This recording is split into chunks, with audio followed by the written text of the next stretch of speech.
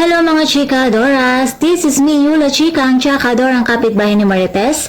Pagdating sa showbiz chismis at heto na nga ang aking chika for today. Daniel Padilla maagang nag-celebrate ng kanyang birthday kasama ang mga batang may cancer. April 26 pa ang 29th birthday ng aktor na si Daniel Padilla. Subalit nagdiwang na ito kasama mga batang may cancer na inaaruga ng child house. Sa isang Instagram post nga na ibinahagi ni Star Magic handler na si Luz Bacalaksa, ibinahagi nito ang isang video na kung saan kasama ni Daniel ang mga bata at namimigay ito ng mga regalo. Kasama ang namimigay ni Daniel ang kanyang pinsan na si Jordan. Bakas ang tuwa at saya sa mukha ng aktor kapiling ang mga bata. Sayang masaya naman ang mga bata at lahat ng mga taong naroon dahil sa pagbisita ng nag-iisang si Daniel Padilla. Bagamat madami mga issue ang kinaharap ni Daniel kamakailan lamang, subalit hindi ito naging hadlang para magpasaya siya ng madaming tao. Kagaya din ang kanyang ex-girlfriend na si Catherine Bernardo, sunod-sunod din